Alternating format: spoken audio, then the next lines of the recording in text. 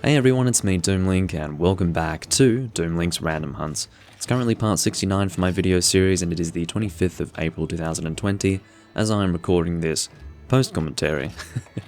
The original video that you're watching here, or the gameplay footage, was recorded yesterday on the 24th. And the reason why it's being recorded separate, or rather the reason why my audio commentary is being recorded separately to that of the gameplay, is because this gameplay footage was originally just going to be a test recording, but it turned out reasonably, so I decided to keep it instead of throw it away, and I'm doing a post-commentary and making part 69 of Random Hunts out of it. Now of course this is indeed Monster Hunter 4 Ultimate, and I do find it to be very exciting that I am here uploading this game again. This stands to be the third time ever that I've uploaded Monster Hunter 4 Ultimate content on my channel, which is a little bit bizarre when you think about it. But of course, it is understandable when you actually stop and think about how impractical this can be to record at times. One of the reasons why I haven't uploaded anything in the last 8 days or so on my channel is because I've been trying to get consistently good recordings of this game. It's not that easy. This game is not only quite taxing on my system to record and play, but it's also very temperamental. It can run like a dream for most of the time, and then it'll just suddenly have an extreme frame and speed drop for about a second or two, and it doesn't really look that great. Fortunately, this hunt with the Ash Kecha Wacha that you're watching right now didn't have any of those, but the next two hunts that will be showcased in this recording do have one of those every now and again, and it's kind of frustrating. I've made a concession and I've decided that I can't really control that. Perhaps I'll figure out how to avoid it in the future, but for now I think any 4 Ultimate recordings that you guys see will probably have an occasional speed/frame drop. I think more than anything else it's a speed drop, which therefore results in a frame drop. And what I'm talking about of course is the emulation process of Monster Hunter 4 Ultimate. I do understand that some of you might actually not know what the hell I'm talking about. Basically, instead of playing Monster Hunter 4 Ultimate on a 3DS and recording disgusting quality footage from that, not that I would be able to do that because I don't have a modded 3DS, but some people do have modded 3DSs. I was never so dedicated to the idea of, or at the very least I was never so desperate to record the 3DS that I would get a modded 3DS just to get shitty looking footage. So yeah, I am not doing that. Instead, I, about a year ago, went and moved all of my Monster Hunter 4 Ultimate data, both save data and game data, to the PC to be emulated through Citra using custom builds that have been done by the Monster Hunter fan community. And quite frankly, it hasn't gotten that much better since about a year ago. A year before that, a great deal of progress had been made in regards to the emulation process and how smooth it was, but it really hasn't gotten that much better, unfortunately. It's stagnated a little bit. Well, I don't know if that's the word to use, but the point is that it hasn't really progressed that well. Now, what that means is that I haven't really been able to record this smoothly, but I've decided that I'm going to try and do that. I'm going to settle for what you're seeing here, which is actually quite fine with the Ash Kecha Wacha fight, but again, the next two, you'll see what I mean when I say it's not perfect. But again, I'm just going to make a concession and say, hey, we're going to put up with it. It's still pretty... It's not terrible. It's something I can put up with. I hope it's something you guys can put up with as well. But another reason why I haven't really been playing this game lately is because I haven't had people to play with. And there are a few reasons why. First and foremost, all of my friends, except for one of them, who I haven't really been playing with that much these days, isn't really able to run this game on their PC, because of course it is quite demanding to run. I've talked about this before, particularly in my rather well-received video entitled Monster Hunter 4 Ultimate on Citra, ellipsis, finally. And I might talk about that video as well, and just make a brief statement about that, because I think it has, like, you know, over 10,000 views at the moment, which is pretty great. But, yeah, my point was that, my previous point that is, was the fact that I don't really have anyone to play with in this game, but lately there are more people in various servers, whether it be the Hunsterverse server or Anthena's Monster Hunter 4 Ultimate server, that have reached high rank level, because that was one of the big issues for me when I first started emulating this game. It was the fact that everyone who was playing it from the beginning. And there are two issues that go along with that. The first is the fact that, again, no one's at G rank level, and I do prefer to play at G rank level when I am in endgame myself, with endgame equipment and endgame armor sets. But as well as that, most of those people, I'd say about 90 to 95% of them, didn't want to be carried through the game, which is fine. It's just that I don't really want to, as an endgame player, ignore all of the stuff that I've put all this time into crafting, such as these armor sets and these weapons, just to go and get something low level and play the game that way with that in lower level quests. It's terrible. I'm not interested in that. And so therefore, I decided not to play the game at all for a period of time. But fortunately, because a lot of time has passed, again, it's been about a year, a lot more people have reached G rank level, which is good. Now, regarding that video that I mentioned, which was Monster Hunter 4 Ultimate on Citra finally, I'm actually opening my YouTube channel right now, which I can do because this is a post-commentary. And it's funny because I'm going to sort of divert from what you're seeing on the screen right now as I talk about this, but if I look in analytics, it should be there as my most viewed video. So, yes, Monster Hunter 4 Ultimate on Citra, finally. The number of views it has is 15,200, which is really cool. And it seems that I've recently got 9 subscribers as a result of this video. And you know, that's a big thing about any channel. I think it's alright if your channel has videos that aren't really viewed. What makes all the difference as far as people finding your content are the very small number of videos that actually gain traction. And that video that I'm referring to is indeed one of them. And it's funny because, again, when I recorded it, well, not again, but I've talked about this before, that's why I said again. When I recorded that video, I was not expecting for it to gain any traction, so therefore it wasn't recorded with viewers in mind. Had it been recorded with viewers in mind, maybe I would have attempted to do some sort of tutorial to show people how to emulate the game and how to get all the game files from the 3DS to the PC, but I didn't do that. And so, not many people, but some people were sort of left wanting a tutorial instead of what I had created, which was essentially me sitting down and talking about the game and my personal experience with the game for like 40 minutes and showcasing all my armor sets and whatever else. You know, people who've never seen my content before obviously wouldn't really care about that. But I'd like to think that 9 subscribers recently, again I say recently because I don't know the exact period of time, maybe a month or something like that, gaining 9 subscribers from that video should be enough to suggest that these people do appreciate my content just from having watched that. So I'm very appreciative of the fact that that ended up being a well-viewed video. I suppose there was demand for it, you know, people wanted to see more about Monster Hunter 4 Ultimate emulated, so yeah. It was intended to be a showcase purely of the game and how it looked when being emulated in Citra, because that's the biggest problem with this game for me. It's the fact that it's a 3DS game. It doesn't look good on the 3DS, it doesn't feel good to play, and when it comes to online play, you have limited communication, because it's, you know, you're forced to use the on-screen touchpad, which is fine, the on-screen touchpad. I mean, yeah, what I mean is the on-screen keyboard, and using the touch controls to engage with that. Now, I can't exactly fault the game heavily when it comes to that, because it's a 3DS. You're not going to connect a USB keyboard to a 3DS. But the point is that when you do compare it directly to online experiences such as Monster Hunter Tri and Monster Hunter 3 Ultimate, it pales in comparison. And therefore, I think it's better to compare it to games such as Monster Hunter Generations Ultimate, because while Generations Ultimate can have a USB keyboard connected, you still can't free type during quests, which is a huge hit to in-quest communication. Now, of course, a way to bypass the issue of communication with those games is to just, you know, find a Discord server and chat to people there. And that definitely works when you're already emulating the game, as I am here. But I have to say that this is an interesting segue into a conversation that is essentially, which game do I prefer in 4th generation? This game or Monster Hunter Generations Ultimate? It's actually really hard for me to say, because there are certain things that I dislike about Monster Hunter 4 Ultimate, and there are certain things that I dislike about Monster Hunter Generations Ultimate. The reality is that both of them have issues, and I'm currently enjoying playing 4 Ultimate more because I haven't played 4 Ultimate in a while.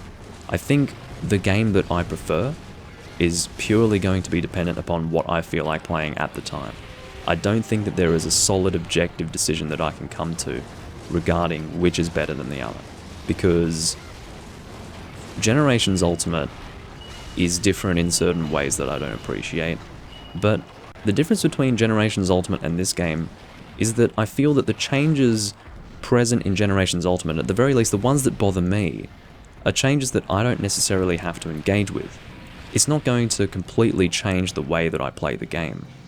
Technically, Hunter Arts can change how you play the game quite fundamentally. However, I find that styles dictate that a lot more.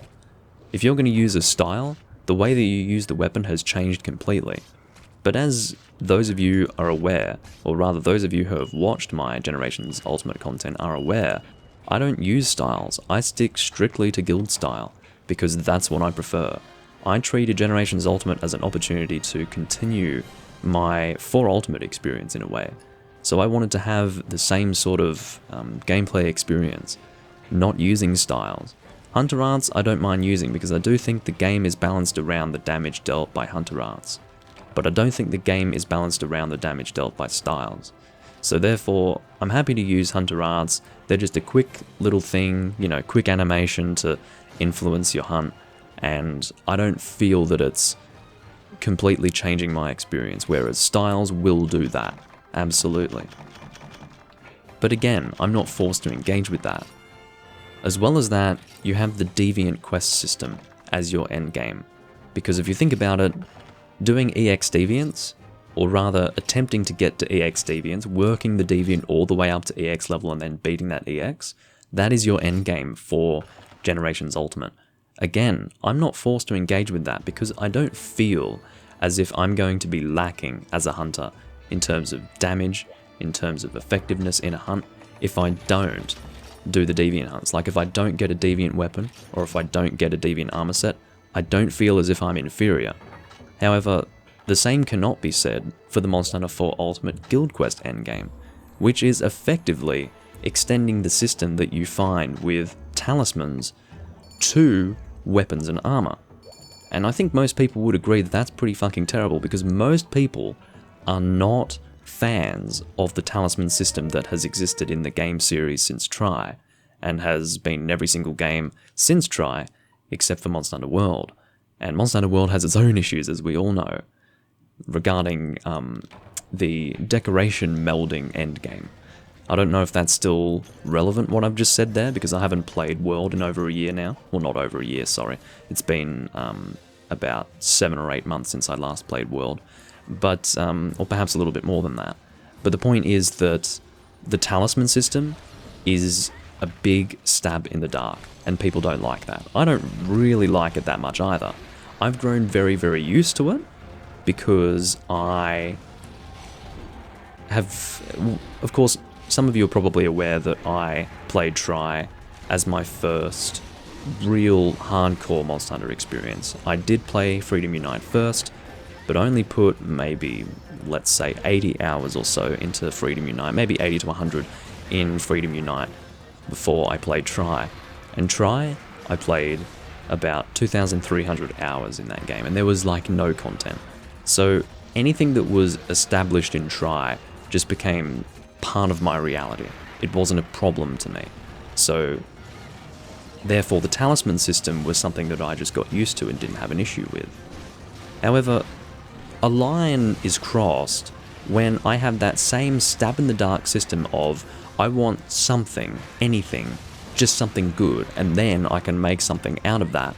I don't want that to start applying to weapons and armor, especially weapons.